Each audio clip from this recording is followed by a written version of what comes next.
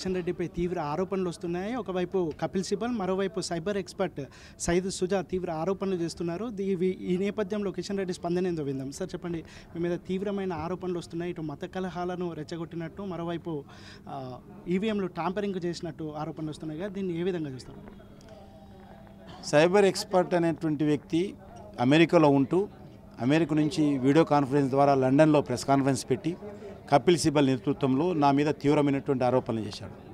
ఒకటి, నేను 11 మందిని హైదరాబాద్లో చంపేసినట్టు, సైబర్ ఎక్స్పర్ట్స్ను ఈ ఈవీఎం ట్యాంపరింగ్ని అడ్డుకునేటువంటి వ్యక్తులను, అదేవిధంగా హైదరాబాద్లో మత కలహాలు సృష్టించినట్టు, ఈవీఎం ట్యాంపరింగ్కు ప్రోత్సహించినట్టు నా మీద ఆరోపణలు చేశారు. ఇవన్నీ కూడా బేస్లెస్, ఆధారరహితమైనటువంటి ఆరోపణలు. కాంగ్రెస్ పార్టీ దివాలాకోరుతనానికి అద్దం పడుతున్నటువంటి ఆరోపణలు. కాంగ్రెస్ పార్టీ మళ్ళీ రానున్నటువంటి ఎన్నికల్లో ఓడిపోతుంది కాబట్టి ఇప్పటి నుంచే ఆ ఓటమికి కుంటి సాకులు ఎత్తుకుంటూ ప్రజలను మభ్యపెట్టే ప్రయత్నం చేస్తుందని చెప్పి నేను భావిస్తున్నాను. సార్, ఒక ఆరోపణలు చేసి, ఒక రాజకీయ నాయకుడి మీద ఆరోపణలు చేసి మీరే నిరూపించుకోవాలి అని మీ మీద నెట్టేశారు కదా, అసలు ఎట్లా చూస్తారు? ఇది ఏ విధంగా స్వామ్యానికి ఏ విధంగా వంటి ఇండికేషన్ ఇస్తుంది? ఇది చాలా విచారకరము. బట్టగాల్చి మొక్క మీద వేసినట్టుగా ఈరోజు కాంగ్రెస్ పార్టీ నాయకత్వం ఆ రకంగా ప్రవర్తిస్తున్నది. వాళ్ళు ఎవరో ఆరోపణలు చేస్తే ఇది కిషన్ రెడ్డి నిరూపించుకోవాలా, మర్డర్ చేశాడా లేదా 11 మందిని. కాబట్టి ఆ విషయం అందుకే మేము ఈరోజు పోలీసు విభాగం రాష్ట్ర డీజీపీని కలిసి ఈ విషయం పైన మేము విజ్ఞప్తి కూడా చేయబోతున్నాము. నా మీద వచ్చినటువంటి ఆరోపణల మీద సమగ్రమైన దర్యాప్తు జరపండి. మత కలహాల కారణం ఎవరు, అక్కడ 11 మంది వివరాలు చనిపోయిన వాళ్ళు నిజంగా చనిపోయారా, నేను చంపానా, చంపితే డెడ్ బాడీస్ ఎక్కడ పోయినాయి, వాళ్ళ కుటుంబ సభ్యులు ఎక్కడ పోయారు, వాళ్ళు ఏం చేస్తుండే వాళ్ళు, ఈ వ్యక్తి సయ్యద్ సుజా అనేటువంటి వ్యక్తి బుల్లెట్ గాయమైన తర్వాత ఏ రకంగా తప్పించుకొని అమెరికాకు పారిపోయాడు అనేటువంటి విషయాన్నింటిపైన కూడా దర్యాప్తు జరపాలని నేను పోలీసు విభాగాన్ని కోరబోతున్నాను. సరే, ఈ సయ్యద్ సుజా కానీ మీ బామ్మర్దిగా ఆరోపిస్తున్న ఒక పేరు కానీ, ఆ గెస్ట్ హౌస్ కానీ, అసలు ఇవి ఉన్నాయా? మీకు ఏమన్నా తెలుసా వీటి గురించి? ఏమన్నా సయ్యద్ సుజా అనేటువంటి వ్యక్తి ఎట్టుంటాడో, ఆయన ఎవరో, ఎక్కడ పుట్టాడో, ఏ ఏజ్ ఎంతనో, ఆయన ముఖం ఎట్లుంటుందో, ఆయన ఏం చేస్తుంటాడో, వాళ్ళు ఇల్లు ఎక్కడో, ఆయనకు పిల్లలు ఉన్నారా, పెళ్ళయిందా కాలేదా, ఆయన సైబర్ ఎక్స్పర్టా, కాంగ్రెస్ ఎక్స్పర్టా, లేకపోతే కాంగ్రెస్ పార్టీ స్పాన్సరా, ఏవి కూడా మాకు తెలియదు. కాబట్టి అదేవిధంగా కపిల్ సిబాల్ గారు చెప్పినట్టు కాకిరెడ్డి ఎవరో తెలియదు నాకు, మా బావమరిదో భావనో ఎవరో తెలియదు నాకు. అదేవిధంగా వాళ్ళ గెస్ట్ హౌస్ ఎక్కడ ఉంటుందో తెలియదు నాకు. తెలిసినటువంటి బంధువులు కానీ స్నేహితులు కానీ కాకిరెడ్డి అనేటువంటి వ్యక్తే లేడు ఇంతవరకు. గెస్ట్ హౌస్ కూడా నాకు తెలిసినటువంటి బంధువుల స్నేహితులది కానీ ఎవరిది కూడా ఉప్పల్లో లేదు. కాబట్టి ఇవి ఎక్కడ జరిగాయో కూడా తెలియదు.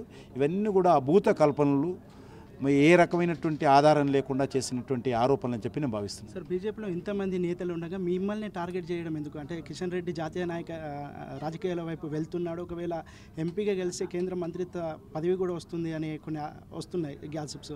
సో ఈ నేపథ్యంలో మిమ్మల్ని రాజకీయంగా ఢీ కొట్టడానికి ఇలాంటి ఆరోపణలు చేపిస్తుంది కాంగ్రెస్ అని అనుకుంటున్నారా?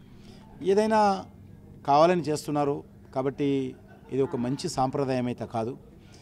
ఏ రకంగా ఆధారం లేకుండా 11 మందిని హత్య చేశారని హత్య ఆరోపణ చేయడము ఇన్ని సంవత్సరాల చరిత్ర కలిగినటువంటి కాంగ్రెస్ పార్టీలో చాలా సీనియర్ అడ్వకేటు, గొప్ప మేధావి, కేంద్ర మాజీ మంత్రి అని చెప్పుకున్నటువంటి కపిల్ సిబాల్ గారు కూడా ఇంత దిగజారుడు ఆరోపణలు చేయడము ఏమాత్రం మంచిది కాదు.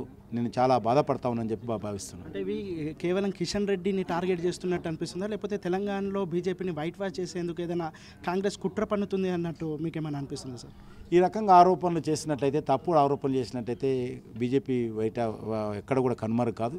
మరింత ఉత్సాహంతో, మరింత పట్టుదలతో కాంగ్రెస్ వ్యతిరేకంగా, కాంగ్రెస్ యొక్క కుట్ర రాజకీయాలకు వ్యతిరేకంగా పనిచేస్తామని చెప్పి మనం చేస్తాం. సార్, చివరికి సార్, ఇంత పెద్ద ఆరోపణలు వచ్చినప్పుడు మీ పార్టీ నుంచి ఏ విధంగా మద్దతు ఉంది, అదేవిధంగా ఈ విషయం మీద భవిష్యత్తు కార్యాచరణ ఏ విధంగా తీసుకోబోతున్నారు?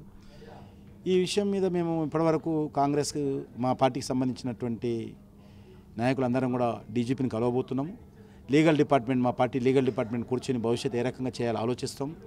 మూడవది, మా పార్టీ కేంద్ర నాయకత్వంతో చర్చలు జరిపి వాళ్ళు ఏమైనా ఆదేశాలు ఇస్తే ఆదేశాల ప్రకారం భవిష్యత్ కార్యాచరణ రూపొందించుకొని ముందుకెళ్తాం. సో మొత్తానికైతే చీమకు కూడా హాని తలపెట్టని కిషన్ రెడ్డిపై ఇలాంటి ఆరోపణలు రావడం పూర్తిగా అవాస్తవాలని, కేవలం చౌకబారు రాజకీయాలు మానుకోవాలని, ఆరోపణలో వాస్తవాలు ఉంటే ఆధారాలు బయట పెట్టాలని కిషన్ రెడ్డి డిమాండ్ చేస్తున్నారు. కెమెరామెన్ శాంతయ్యతో Siddhartha, 99 TV, Hyderabad. For more updates, please subscribe 99 TV Telugu.